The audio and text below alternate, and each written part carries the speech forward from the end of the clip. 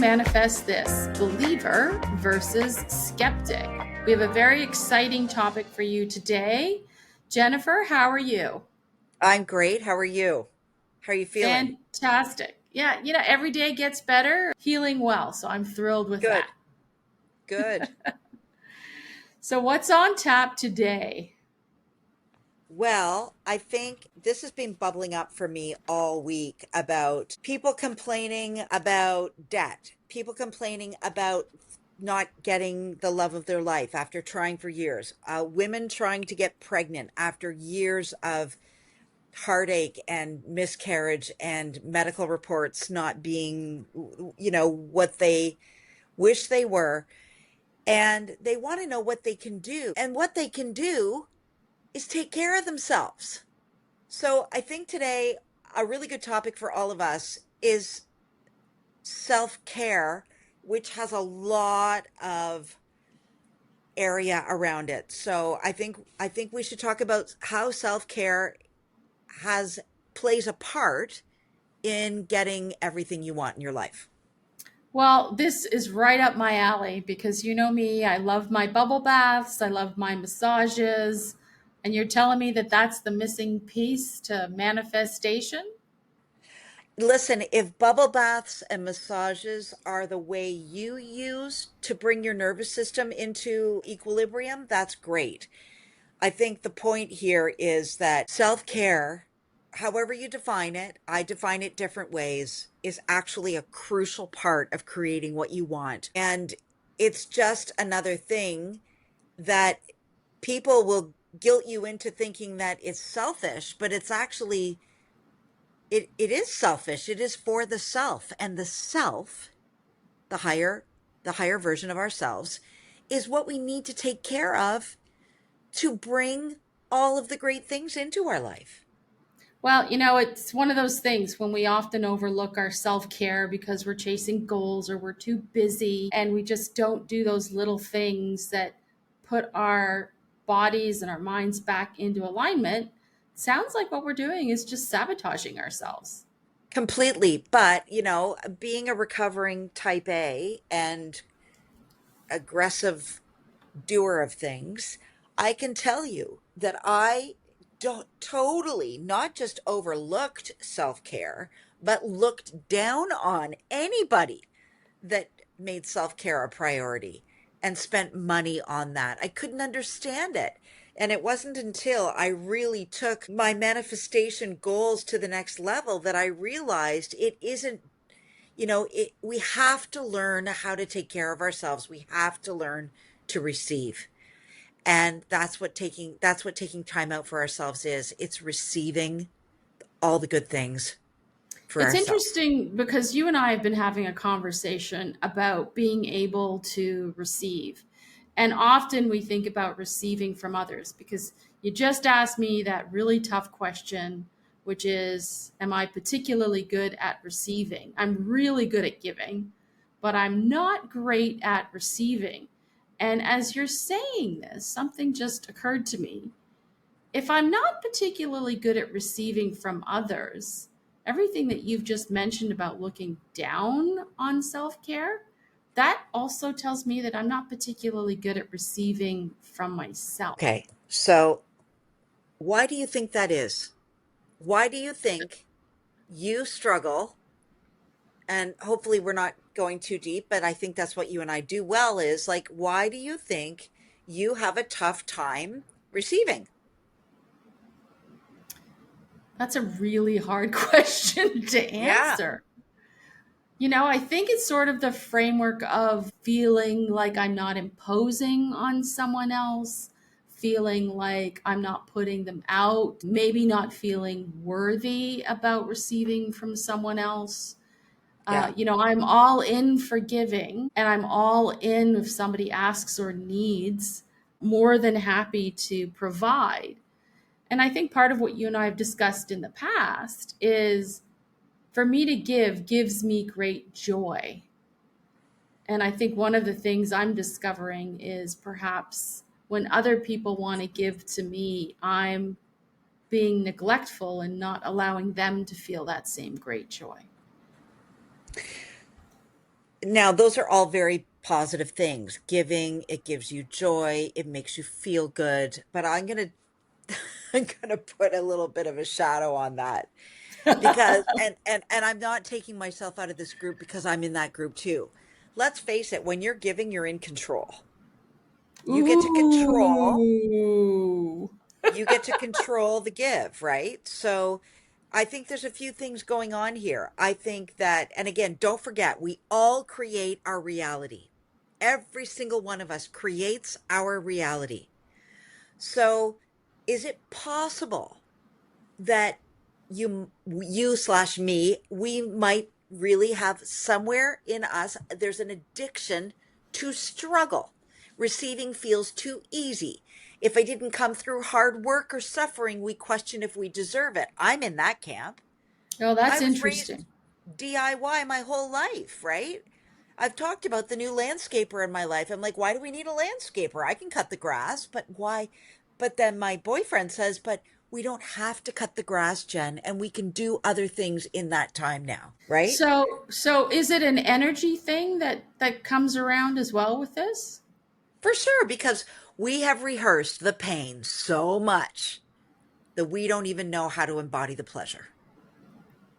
So that's one idea of why we struggle to receive, which is what self-care is.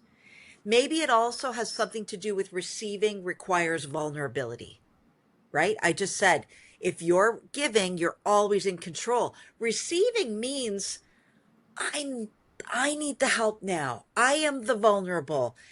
I might be judged. I might fail publicly. Look at me. I now need someone to help me. So there's a weakness there. Oh, so what's the word that popped into my head as you were describing that is I consider myself to be a relatively resilient person. Like For whatever it sure. is, I can take it, I can tough it out, no problem. But the Ooh, vulnerability is an interesting piece. me too. I can struggle through anything. And I use that as a badge of honor. It's part of my ego, it's part of my identity. Right. Because to receive fully is to admit that you are worthy. And that terrifies people more than failure. Mm-hmm. Mm-hmm. So there's So, there's an idea there. okay. What about also we fail to receive or we fail to take care of ourselves because we have a story about what it should look like? So for example, if we miss the answer, um, let's say we have a breakup and that tells a story about us, right? If we had a breakup, then maybe we weren't quite so perfect. Maybe the relationship wasn't as great as it was. We all have a story about what our life should look like. When the idea of possibly needing to take care of ourselves, or God forbid, we need help from somebody else, it doesn't jive with the story we've been telling ourselves. Does that make sense? Well, I mean, it does so far in this respect, where I think if, like, I could just do it myself, if I'm not doing it myself, then I might be lazy or I might be not putting enough effort into it. Or, the other thing is the lens that other people look at me to. That and it's a story that I make up, right? Like that they might be perceiving me as needy. God forbid that, I'm ever thought of that way. Well, what if we reframed that though? That instead of being needy or somehow lesser than, how is the universe ever supposed to step in and deliver if you constantly take it on yourself and say, no, I got this. Hmm. Don't need your help, universe. So what you're saying is universe take the wheel every once in a while. Yeah. And if the universe comes by way of a friend that wants to bring you up lunch because you just broke your arm, instead of saying, no, I got this, friend, like maybe that is the universe really trying to give to you. And again, it comes right back to that simple old, we started right at the very beginning. We have to learn to receive. We have to learn to receive. When someone offers to do something, there's the challenge for the week. Right there, people. When somebody offers to do something, just say yes and thank you. For example, yesterday, Our daughter-in-law, we had a meeting here at the house, and she said to me, Jen, I haven't had lunch. Can I pick up some Thai for both of us? My old programming from childhood or, you know, wherever it came from was don't be greedy.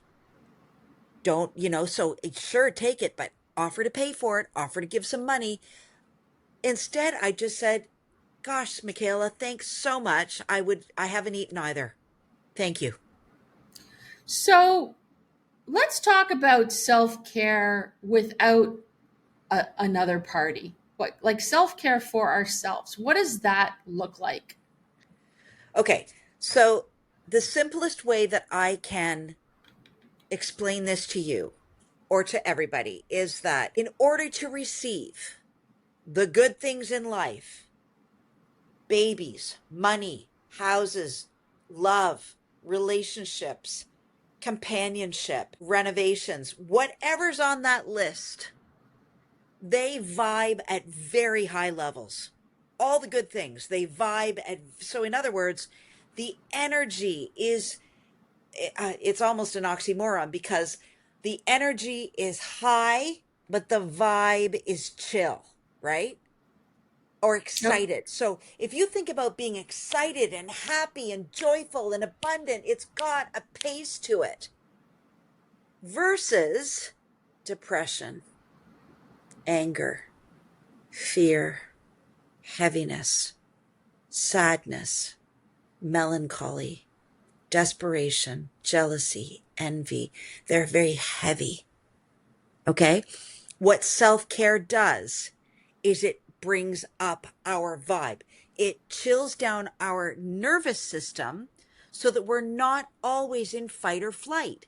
And when you're in fight or flight, your vibe is high, but it's frenetic. We got to chill it out so that it becomes joyful and easy and abundant and, oh yeah, man, right? Like that's where the good stuff comes in.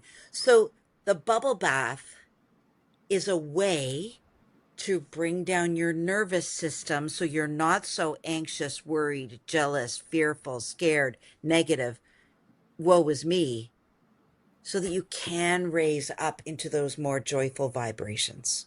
Does that make sense? It does. I mean, in some respects, it sounds to me like really looking inward and having some self awareness of when you're off kilter or out of alignment with who you are and yourself. I mean, I'll give you an example. I got invited out to dinner, and I always love to see these people. But I got to part way into the day, and I'd gotten up really early, and I had had a lot of things to do, not the least of which was, follow up with doctors and the hospitals and X-rays and blah blah blah. That as I got to the time to come, I thought, and I literally said this to a friend, like, I just can't be my vivacious self. I'm gonna take a pass. So sometimes it sounds like what you're saying is the gathering of one's own energy and the ability and self awareness to also understand when you need to do that for yourself. Yeah. So the key there that you just said is self awareness. Awareness is the key to this whole thing. Like, drop the mic, the podcast is over, right? It really is. But here's like, listen, I have been chatting with a lot of women lately that are claiming infertility. And I say claiming, I don't mean any disrespect by it, but they are, very, very heartbroken about infertility or a lot of miscarriages or just this idea that they are unable to get pregnant with this huge, huge desire they have. And I had a bit of a rant the other day on TikTok because I said, listen, ladies, with all the love in the world, how can you continue to complain about this problem without doing the work that it will require to get closer to it? And the work is self-care is not a luxury, it's a frequency tuner. When you care for yourself, mind, body, and spirit, you're sending out a signal. I am available for good things. And the more you do that, the more you are sending out that signal, I am available for good things.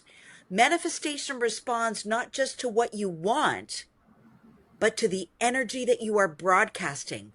And self-care is one of the clearest signals of self-worth and readiness. Okay, so give me some examples of what you might use from a self-care perspective, because you know me, I need the owner's manual, I need the instructions. Okay, I talk about this all the time, but I will say it again. I have a very distinct morning routine that I never stray from. And it is, I've talked about it before, but we can talk about it again. It is six things. And every single morning, I don't always do them in the same order. I definitely do them at some point. Um, but they are part of what I consider to be self-care. Reading every morning. This morning it was Joel Osteen's I Am. Writing. I wrote 3 pages in my journal. I got all the shit out of my head that I was worried about or overthinking, and I wrote it out on paper to get it out of my system. Meditating. I spent 10 minutes in meditation this morning. Affirmations. I said things like, all things are possible, all things are well. I speak faith over my life. I say that all things are well. I say it is happening. Exercise. Every morning I do yoga. Yoga's great because it kills off 3: affirmations, exercise, and meditation. It's the trifecta. And visualization. Every morning I open up my Pinterest vision board and I look at the things that I want in my life. If you want something in your life and you don't have a morning routine or some way of bringing down that nervous system every day, I don't want to talk about it anymore. So, okay, I'm going to give you some of the things that I do. That's not, Right? I never would have thought it was part of my manifestation journey, but Yep. my self practices often include meditation. Great. Um, I am very mindful of how I wake up in the morning and open my curtains and look out at my view and have some gratitude around where I am and who I know and how I feel. Yep. Um, to me, I'm also quite physical. Like massages to me every week are, I know it's a luxury, but it's, I don't buy a lot of stuff, but for Okay, me, hold up, hold up, hold up, hold up. okay. Okay, I have to stop you there, and I don't mean to because I'm making a list of what you're talking about, but you just said, I know it's a luxury, but. You And we caught me started, again. I did. So, but we started, it's all about awareness, right? I just said self awareness, drop the mic. So you think you're indulging in it, and there's somehow a negative connotation to that. Whereas I am going to argue self care is not a luxury, it's a frequency tuner. And if the frequency is what we need to bring in the good things, why is that like this is I take it on like a job, Sharon. I must meditate. I must have gratitude in the morning. I must have a weekly massage because it's my frequency tuner. And without it, I don't get the good things in my life. Okay. I'm hearing you. I'm hearing you. I think boundaries are an important aspect of self care as well. Great, great. Not having negative people in your life, Yep, or limiting the amount of bandwidth they can take. yep, Sometimes you can't get rid of them, but yep. so for me, protecting my mental energy is quite important. For me too, also like doing at least one thing every day that makes me giggle, that I find joy in. And whether it's making this morning I made the perfect breakfast burrito. And that, thrilled me because it came out exactly the way I wanted and it was absolutely perfect. And it's also my thought of I'm feeding my body something that was healthy and good. So that was all encompassed in that. Amazing. Yeah, those Yeah. are all great examples. You said meditation. You said waking up, looking out at the ocean with daily gratitude. You talked about weekly massages. You talked about boundaries and getting negative people out of your life. You talked about cooking, right? and feeding Yeah. yourself good food. All of those things. This isn't defined by you. This is defined by us. And not one of us will have the same definition of self-care. And it's not about the perfect routine or the perfect practices, but it is about every day, all the time, and no excuses. Because if you want, for example, a baby every day without fail, I want you taking care of yourself in ways that mean something to you, both mind, body, and spirit. Hmm. So we have to build self care into our daily life.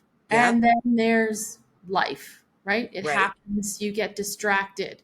How do we ensure that Yes. that self care stays part of our daily life? Um, I think that's going to vary depending on the individual, but I will say this: you must find time for it. So I'll use myself as an example because that's the best example I know. And I've talked about this book before, and I will talk about it again. Miracle Mornings by Hal Elrod um, changed my life. And Hal Elrod talked about these 6 things: writing, not all things, reading, writing, meditation, affirmation, exercise, and visualization. And if you take those 6 things, even if you do each for a minute, 6 minutes, maybe you have to get up 6 minutes early. Maybe you have to set an alarm for mid morning when you take a coffee break. Maybe you need to take 6 minutes out of your lunch break. Maybe you do 6 minutes before you go to bed. But if you can't find time in your day, that's your problem, not mine. Like, this is important stuff, people.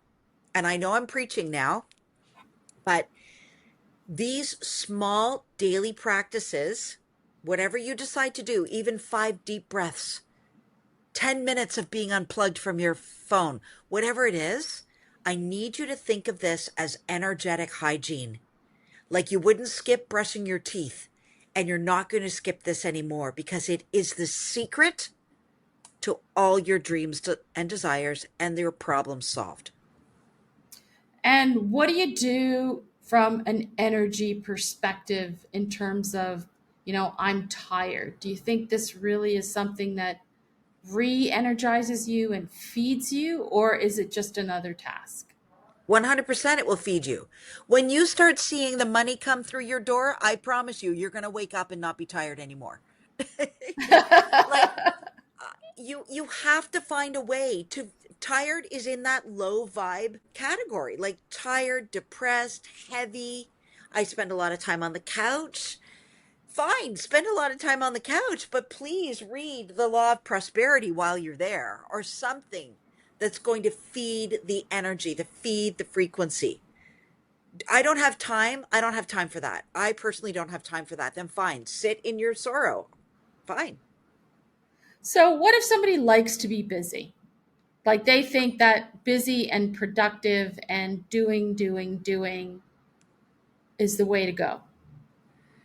Doing really is, in many cases, hiding, or escape. Like, I can't tell you back in my dating days how many people I came across that said, "Oh, I like to be busy." I know you like to be busy because you can't stand to sit alone with your thoughts for 5 minutes. So, doing is not necessarily like our type A's controlling, right? Gotta Right. control, gotta control. God forbid I let the universe in and help me out here. We're back to that. Doing is the frequency of I have to do it or it won't happen. And that's Right. not how the universe works. And so if you've got someone who is feeling uncomfortable around doing these things and is exploring it, Yeah. what's the mindset to get past the discomfort of it feels selfish, I'm not productive, it's a luxury? How do you move your head around that? Well, again, this is life work. So There's no super quick fixes, but if there was a quick fix, if everybody would just read that book by Hal Elrod, that book will tell you why it's important, and then you can decide whether or not being busy and being too busy is a great excuse anymore for not doing some of the things that will get you closer to the things you say you want in life. Hmm. Does that make sense? That makes complete sense. I think, part of it too is where your energy levels are sitting and what gives you energy. Sometimes a good game of pickleball will give you some crazy energy. Sometimes, as you said, sitting on the couch, having a cup of coffee, reading a book, uh, gives you energy that might feel a little bit more subtle. Or it's just rest, and that's sometimes what we need. I totally agree. And listen, I don't want to come off as insensitive to the folks that are really, really struggling with depression or, you know, a really grief. Some of those things that life just throws at us, or like a bad break, like you're going through. I don't want to sound insensitive to the fact that sometimes the lows are so low that a round of pickleball sounds like another world. It's baby steps in those cases, right? It's baby steps. What could you do? Could you make yourself a cup of tea? Could you maybe throw on a YouTube video while you're on the couch that does have some positive, uplifting messages to it? Are you open to reading a book? Are you open to listening to a podcast about how to come back? So it's all relative to where you are in life. I'm a high vibe person. I vibe very high. And I know sometimes that's hard to be around, but I do believe there's a starting point for everybody. And maybe it's just daily water intake. You know what I mean? Like those tiny little things. Trust me, I even struggle with that. But, um, I think making self care a non negotiable, regardless of what it is, pick one tiny little thing per day and actually honor it. Um, I really think, I know it will help you get closer to your greatest goals and wishes. Yeah, and sometimes the bravest thing anybody can do is just pause, even if the Well, world wants you to hustle harder. yeah. And I mean, I'm going to go one step further to that, which is where we started today, which is maybe the bravest thing you can do is ask somebody for help. Yeah. Yeah, it seems like we've circled away from asking others to relying on ourselves once again, but I love that you circled back to that piece of, honoring other people and allowing them to give to you. Yeah. Those of us who are givers get energy from giving.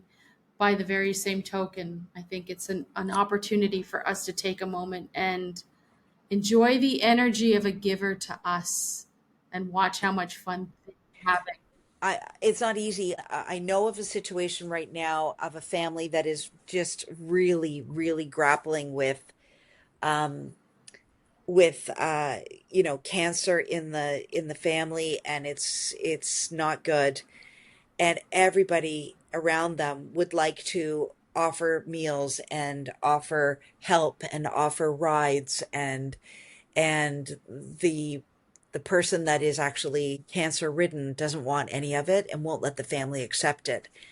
And it's hard to not be able to help in that situation because everybody wants to give and they don't want to receive. And it would help them a lot, but who are we to judge? Like, who are we to say your life would be better if you accepted some help? And it probably would, but you know you can't change, you can't fight City Hall all the time. And there's a lesson in that for all of us, right? Yeah. Yeah.